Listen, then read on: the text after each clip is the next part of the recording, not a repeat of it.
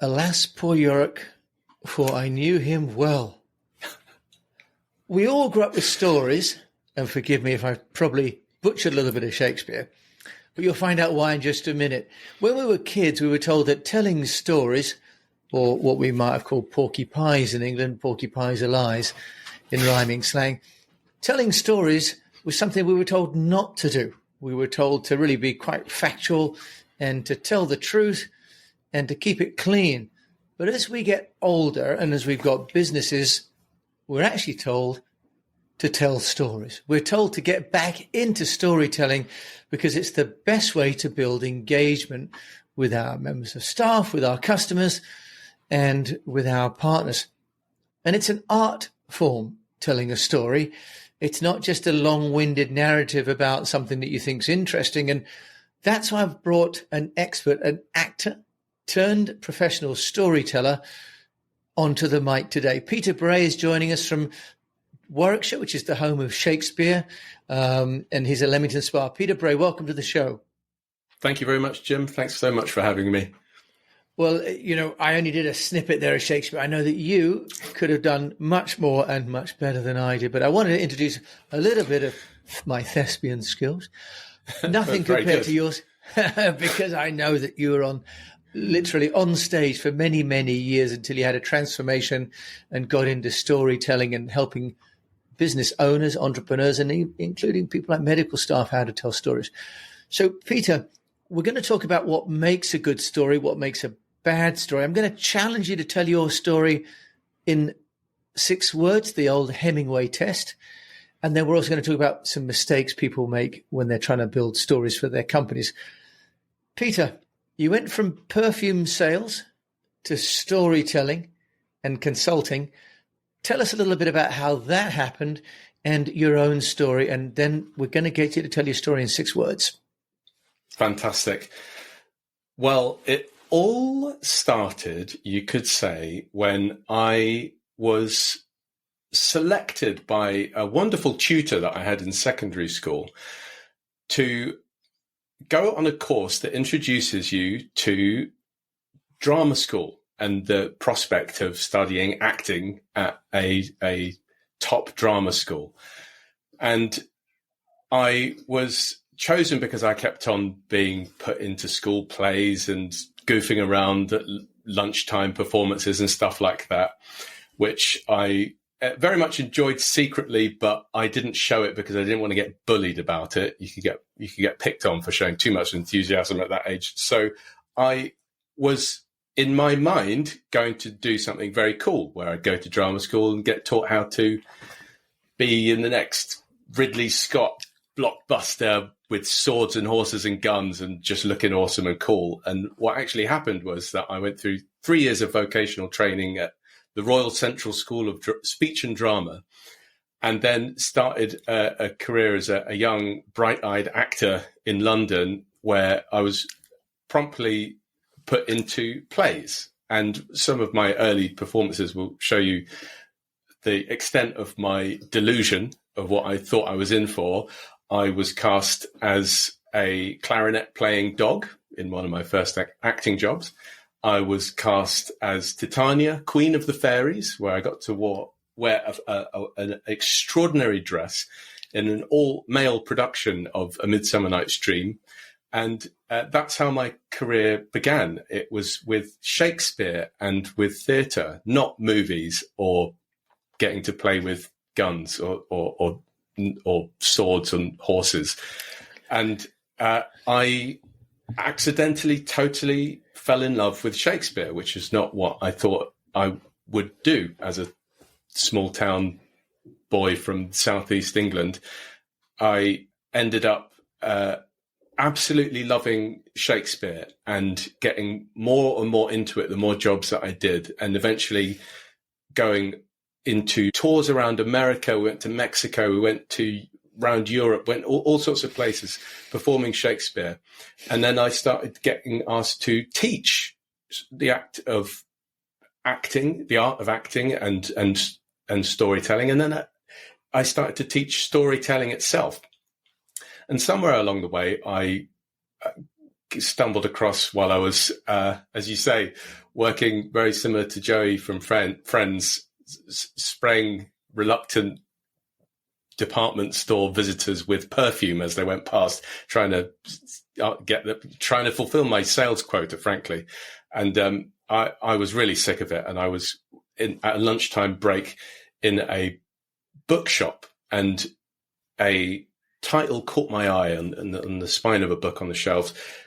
The 4-Hour Work Week by Tim. Retire early, escape the 9 to 5, and everything that I just wanted to do.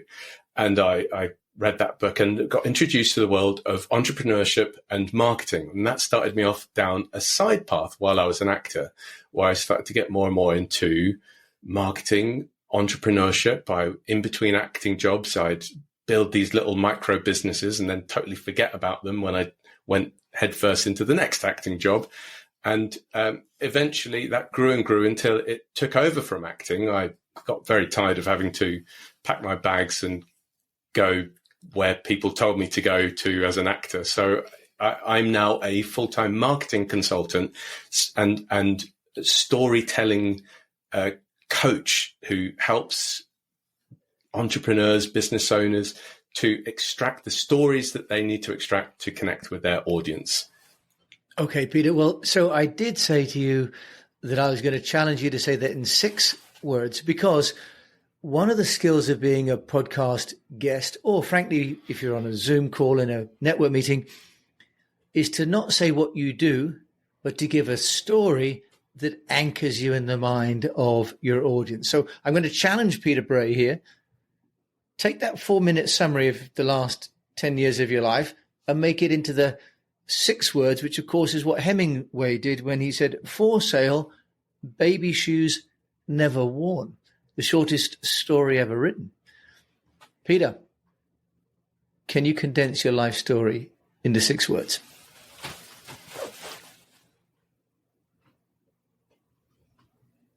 Tell beautiful stories, ex-actor declaims. There you go. How's that? So I left the pause in. It was a dramatic pause. But the point is, it's not as easy as it seems to think of a story. I'm sweating. And stories take some time to work out. Now, Peter, I've invited you on the show because entrepreneurs often have got quite a long-winded story that loses an audience, whether it's investors or customers or, listeners to podcasts or journalists. With your experience, and I'll put you on the spot there, but with your experience, what makes a compelling story, the kind that an entrepreneur should learn to tell? That is the question. That's an excellent question. I'd say that is the golden question. And my answer is the one that earns you the trust of your best customers, your true fans, to put it in the words of Kevin Kelly's famous article, 1,000 True Fans. It's the story that hooks someone in, first and foremost, because without attention, it doesn't matter how the rest of your story is. So it has to hook them in first, get their attention, earn their attention. Then it has to take them into a fascinating and rare and compelling world that they have. You help nurture an appetite in your audience for them to find out more. They have to find out more. They have to be compelled in forwards. They have to care and empathize. And then you have to take them to a satisfying conclusion, which satisfies all the questions that you've built up and sticks the landing, so to speak. It has to have an emotionally and intellectually satisfying resolution to that story with a message that possesses them. And one of the godfather of story, you could say, in my opinion, Robert McKee, talks about how a story is an idea wrapped in an emotion, which I didn't love when I first heard of that. I thought, well, that's a bit cynical because I've spent 14 years living stories as an actor. I'm on the inside. I respond to it on a gut level. And sometimes I kind of jerk away when I hear something articulated so so casually, and actually now I think that entirely nails it. It's an idea wrapped in an emotion. So, Peter, there's a lot of talk for entrepreneurs of building your own story. And I think it's Campbell's hero's journey. How do you take this idea wrapped in emotion and make it into a story which has this idea of, a story arc? Can you give us an example, maybe in your own case or someone you've worked with, where someone could articulate that idea wrapped in emotion? Because that's a great theory, but me and my fellow listeners are going, okay, so that's great for an actor on the stage, but here I am about to go do a TED Talk or to go on a podcast or do an interview with a journalist. How do I go about making my idea wrapped in emotion into something I can actually say that I can believe in? We'll be back after a quick break. Would you like to double your salary without starting another business? The easy way to do this is to join the board of another company. You get well paid for a part-time role. You get all the credibility that comes with being a board member. Plus, you get to hang out with some very cool people and learn how other businesses are dealing with their problems.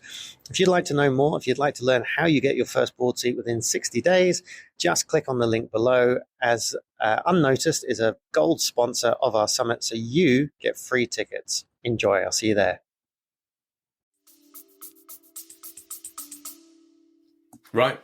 Well, that's a process of extracting first information about who your audience is. So it's about deep diving into who you're talking to, because that's going to dictate the answer to that question. What idea? What emotion? So the idea has to be something that is intellectually fascinating, specifically to who you want to listen. It has to elicit curiosity, which is one of the main emotions that you can wrap a story in for business and marketing purposes. So really how you start making those decisions about how to create your hero's journey is thinking about, well, what is the problem that this solves? What's the transformation that this story needs to deliver? And by deliver, I mean, I guess, what my audience has to resonate with a transformation. That's what, if you're going on to say, I've got a thing that I offer that's valuable and you should listen, and here's its story, then you have to know and be able to articulate the transformation that is inherent within that story, within your product, within whatever it is. And that can be on any level. It doesn't have to be a grand transformation. Tony Robbins is a big transformation where it's like, I will transform you into your full potential from the small place that you're occupying now, or whatever it is. But, a burger stand would be, I will transform you from being starving and a bit drunk into belly full of really great food that, thank goodness for that, you'll feel better tomorrow because of that burger. Whatever level of story that is, you need to understand the transformation. So you need to know what the problem is that's at the beginning of that arc, and what the transformation turns that problem into, what the resolution is. You need to know who has that problem and the details of them, and what their world is made up of. What do they see every day as a result of that story? And often people use language that's in their words as the expert, how they solve a problem.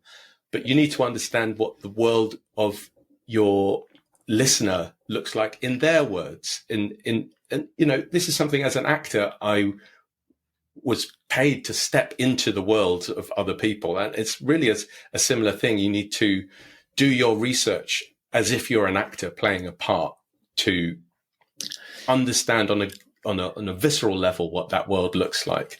Peter, let me ask you then a question.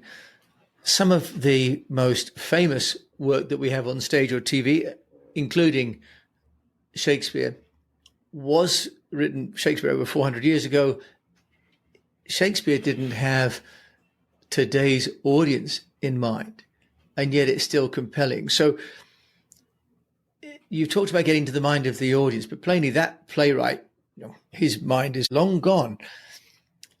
How do you marry up your own story with the narrative that the audience will find engaging? Because we can't just take their story, right, and be in their world, because we've got our own story, and the whole transfer of value as an entrepreneur is, I've got something that I've solved that you will also find solves your problem too. So how do you reconcile the need to have your own story and to make that resonate with the audience? Yeah, that's another golden question, because what you're looking for to answer that is the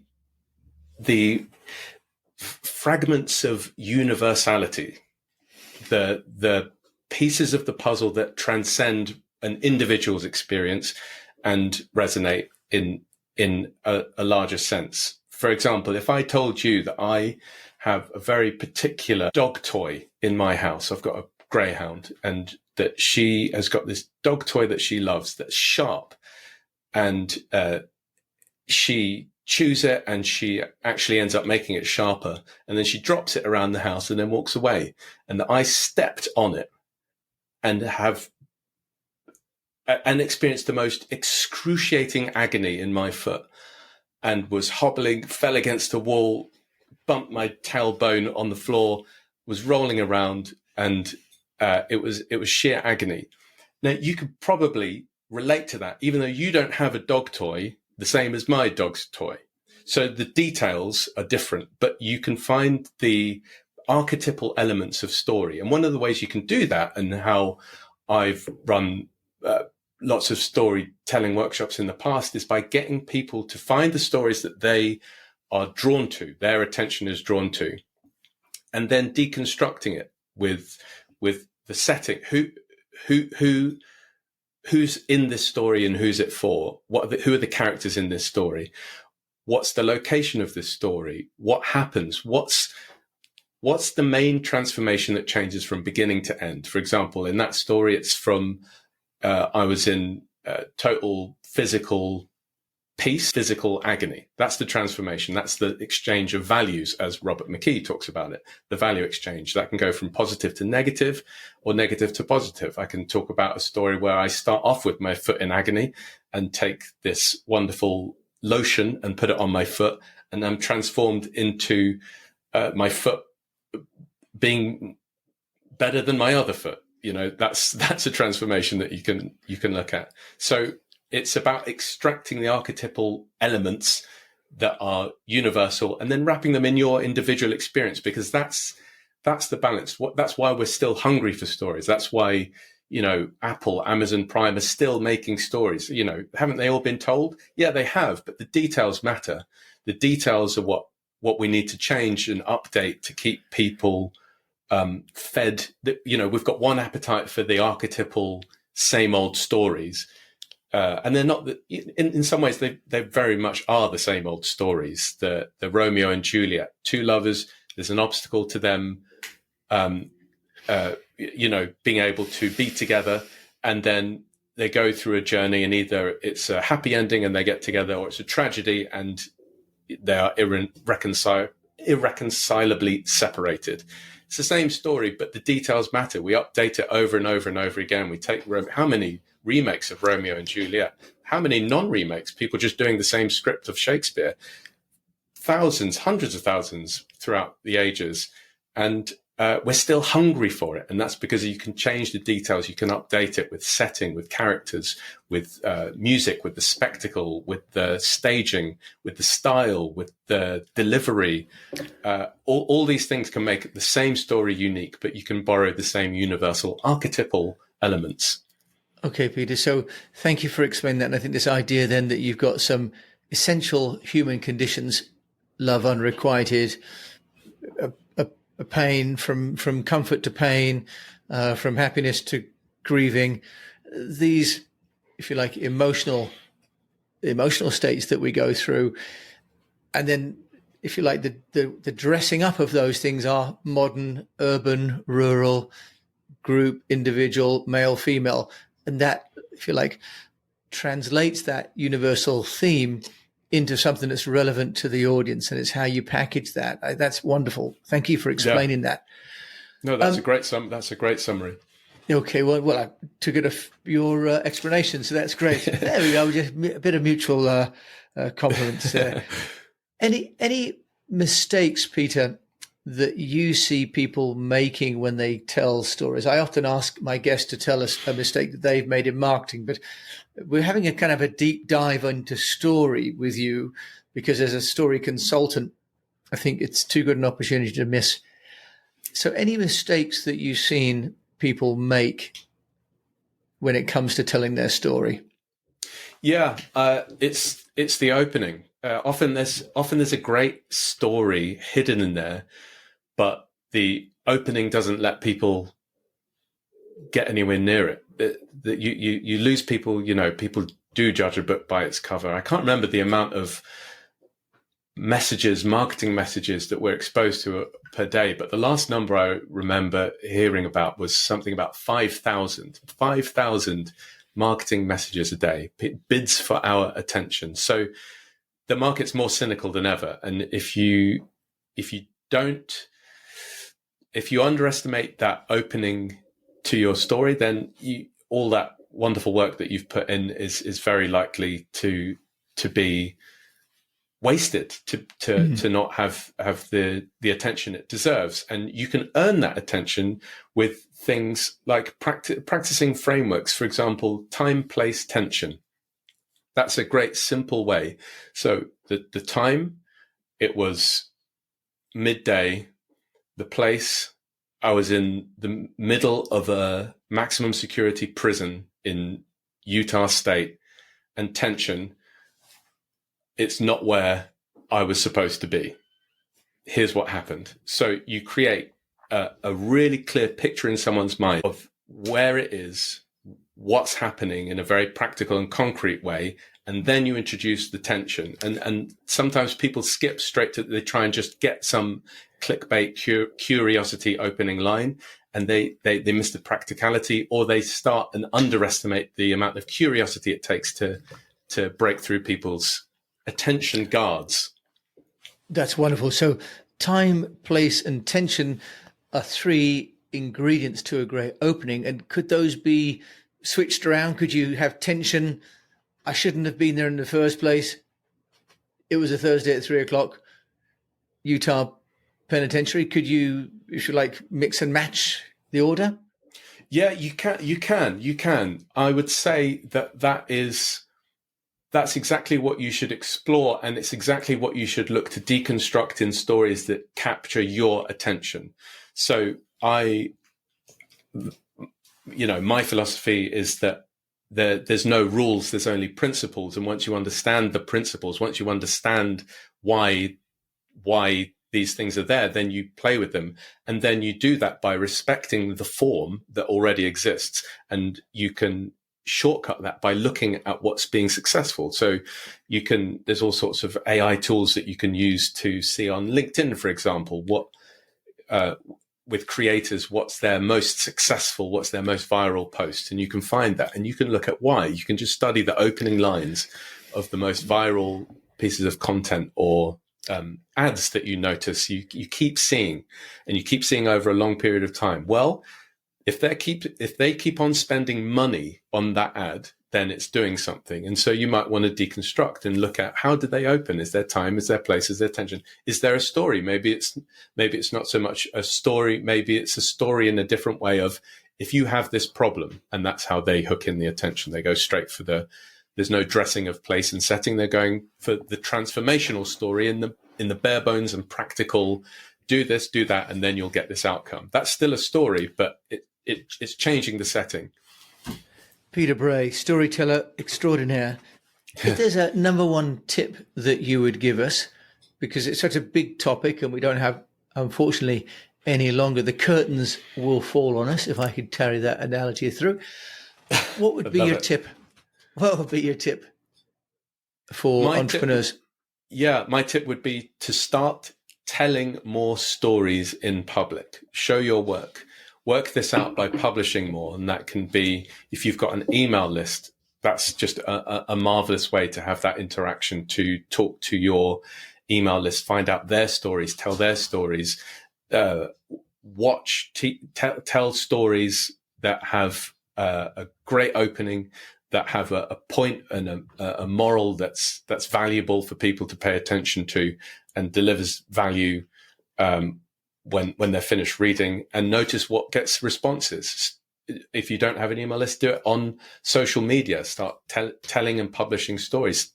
If you don't want to tell stories about yourself to start, well, look at your reviews, your best customers, tell their story, look at their transformation. Where did they start? Why did they need your solution in the first place? And if you don't know that, ask them, have conversations, interview them, and say, what made you, where were you? What did your world look like before you started using this? And what was the tipping point that made you take action and say, I need whatever it is? Peter, that's a great advice, really. And so often you find people will post what they've done, or they are posting what they do. And you see this a lot when you do a networking event, people explain what they do, as opposed to coming up with some kind of a narrative that anchors that person in the mind of the person who's listening. Peter, I always ask for a book. Should I say No Shakespeare Allowed to you, a book or podcast?